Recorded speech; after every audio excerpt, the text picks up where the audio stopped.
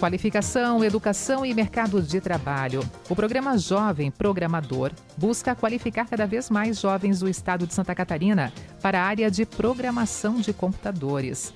Neste ano, iniciando no final deste mês de junho, o programa vai atender as cidades de Blumenau, Brusque, Caçador, Chapecó, Concórdia, Criciúma, Florianópolis, Joaçaba, Joinville, Lages, Palhoça, Rio do Sul e Tubarão.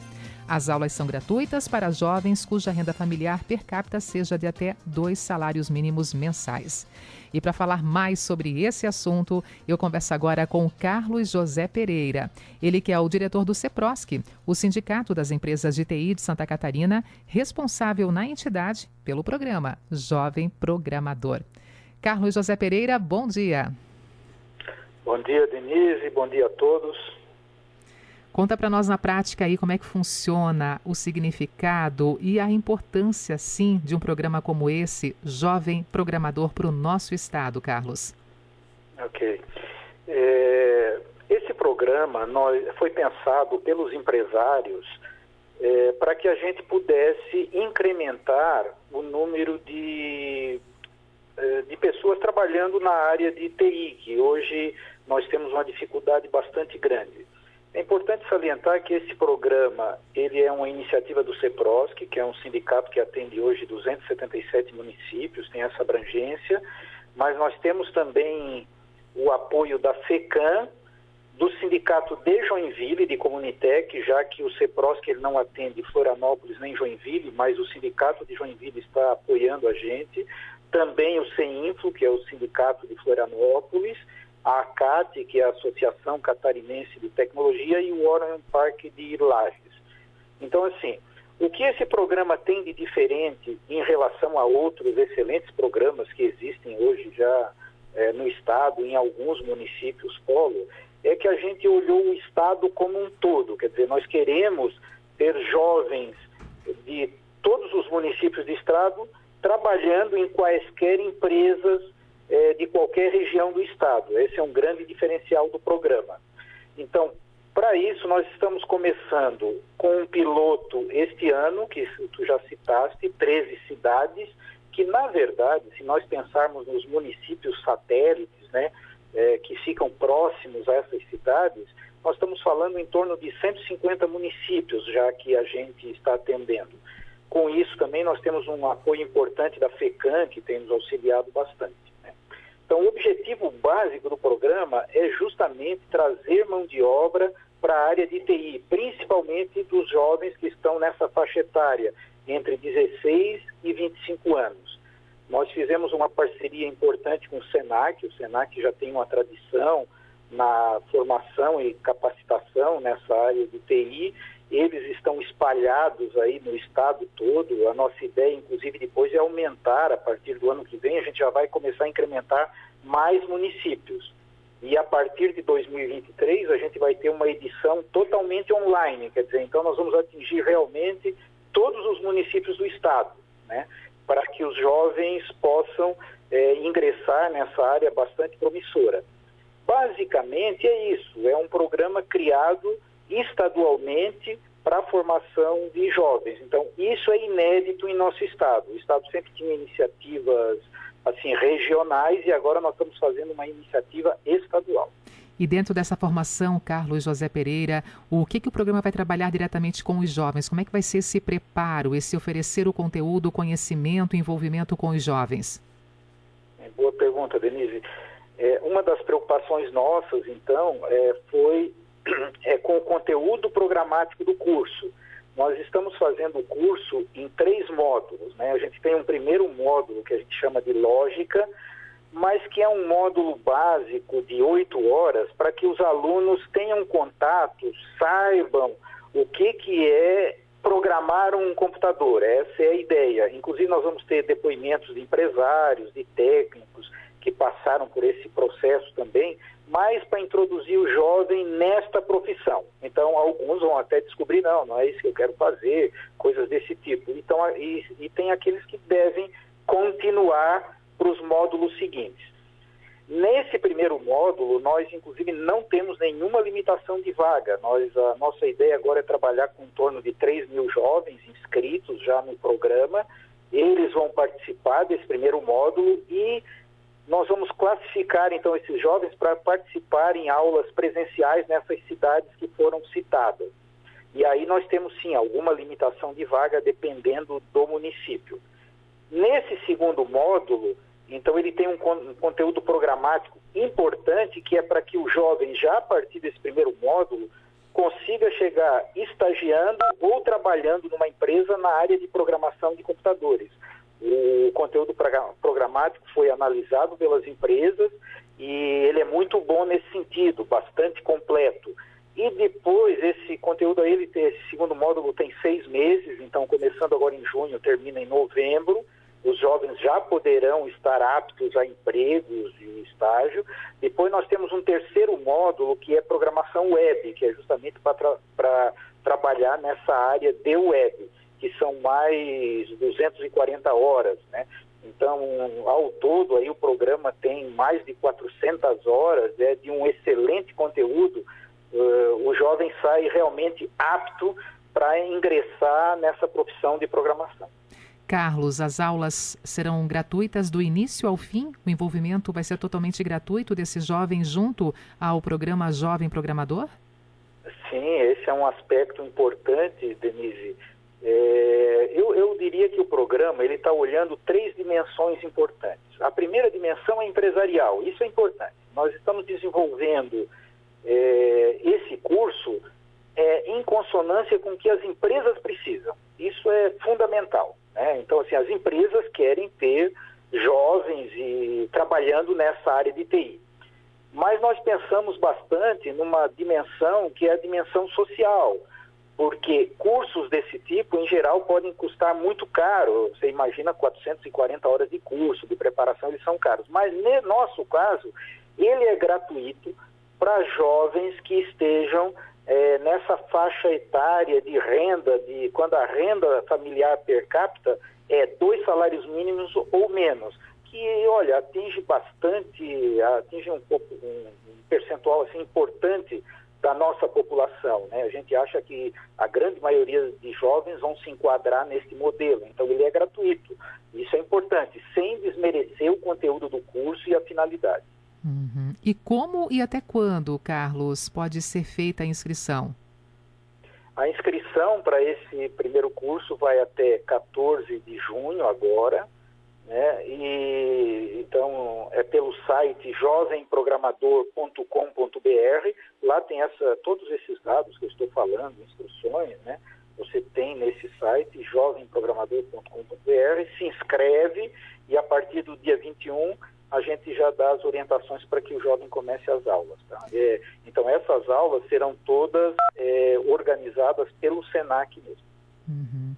Uma pergunta aqui da nossa audiência, quando falamos, por exemplo, de Blumenau, que é uma das cidades que vai receber, sim, esse atendimento, né, esse programa, somente jovens de Blumenau ou de cidades vizinhas também podem fazer a inscrição e participar através de Blumenau nesse momento do programa Jovem Programador?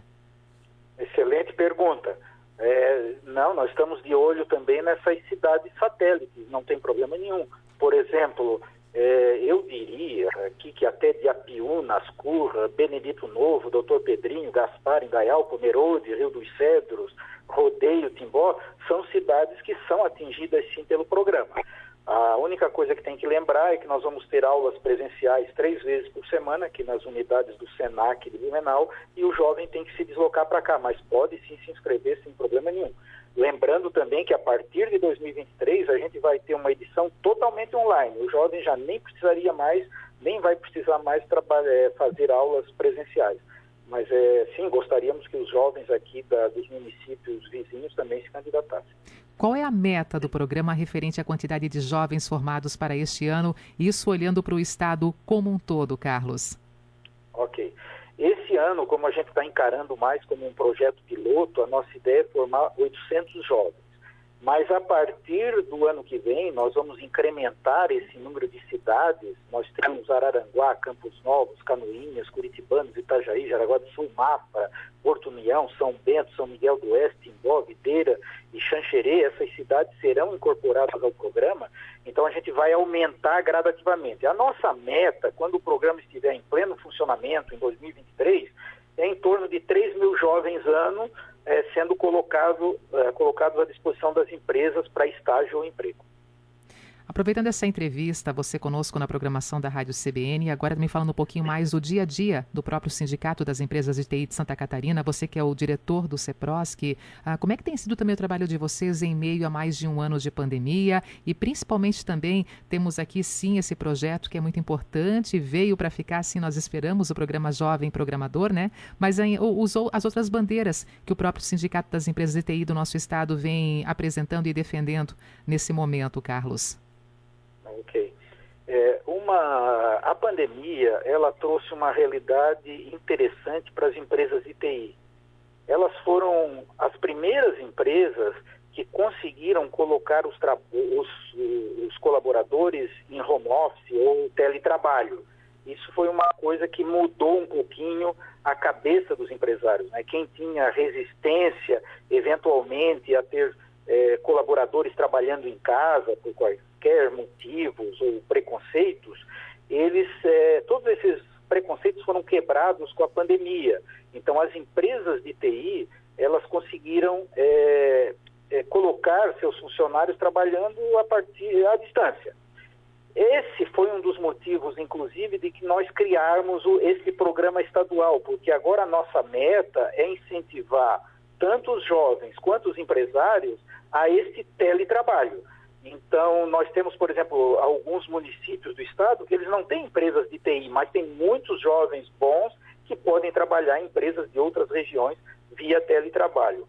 Nesse sentido, uma das preocupações dos empresários é justamente a regulação que vai existir em relação ao teletrabalho. A gente já tem hoje uma legislação boa que funciona, mas existem, às vezes, correntes querendo regulamentar demais, criar dificuldades para o teletrabalho, o que para nós é uma preocupação. Nós achamos que o nosso setor ele vai se beneficiar muito e os colaboradores também do teletrabalho. Então, esta é uma das bandeiras que a gente está defendendo, incentivando tanto os colaboradores quanto os empresários e também tentando conscientizar a classe política da importância dessa nova forma de trabalho que veio para ficar.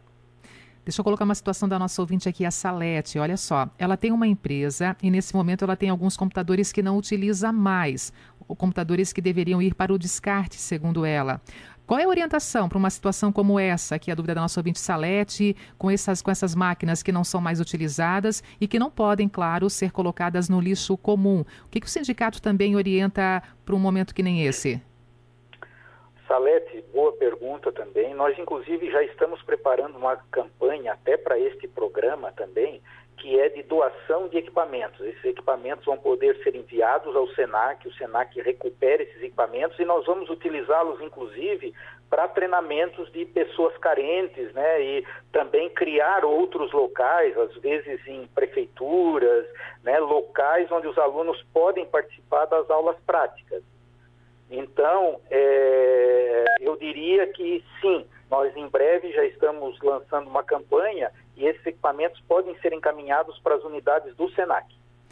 Ela continua aqui na nossa audiência perguntando, nesse momento, por exemplo, Carlos, tem alguma empresa que se coloca à disposição para fazer o recolhimento, caso ela precisasse descartar o quanto antes essas máquinas da própria empresa dela? Nós temos que, primeiro, desculpa, também eu queria esclarecer bem, nós não estamos falando de equipamentos que não são operacionais, então esses descartes, aí ela vai ter que procurar realmente algumas empresas, existe em todas as cidades algumas empresas que passam lá, pegam o equipamento e vão descartá-los, né? Eu penso mais em equipamentos que, isso acontece muito na área de informática, assim, são equipamentos que são trocados porque a gente precisa de mais produtividade, os programadores exigem muito mais poder de equipamento e esse equipamento ainda está bom, ele pode ser utilizado, por exemplo, para treinamentos. Neste caso, encaminhar para o SENAC, sim. No caso onde é descarte mesmo, que é lixo eletrônico, ela deve procurar no Google, ela vai achar empresas que passam nas empresas buscando esses equipamentos.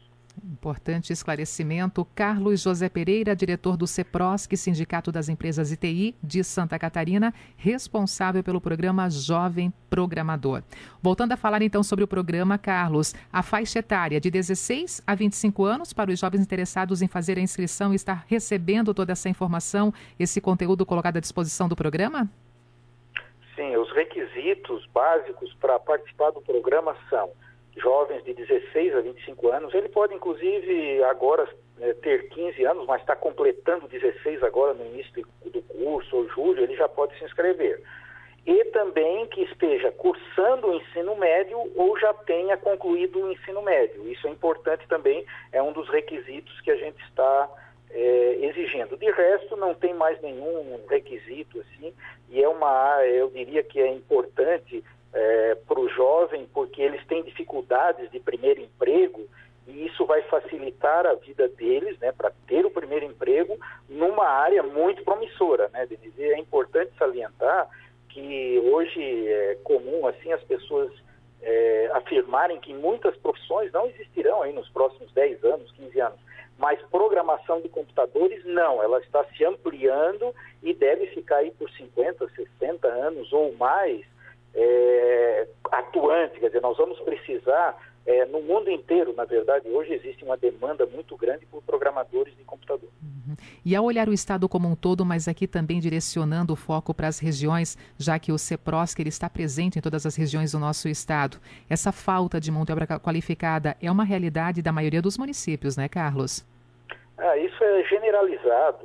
Onde tem empresa de TI, ela tem uma vaga eventualmente aberta, né? Para você ter uma ideia, dados da ACAT, hoje nós temos em torno de 12 mil empresas no estado. Você imagina, se uma empresa contratar uma pessoa por ano, nós estamos falando de 12 mil, mas nós temos casos aqui em Blumenau de empresas abrindo 300 vagas, 50 vagas, 40 vagas, né? Então, esta falta de mão de obra, ela é geral no nosso município aqui de Blumenau, nos municípios vizinhos, no estado, no Brasil e no mundo, né? Então é uma profissão bastante promissora. E é por isso, então, que foi criado aí o programa Jovem Programador, justamente para buscar essa qualificação profissional, oferecer para os jovens essa qualificação, especialmente para a área de programação de computadores. Buscando mais informações, passa certinho para a nossa audiência, por favor, mais uma vez, repete o próprio site para buscar todos os detalhes envolvendo esse programa, Carlos.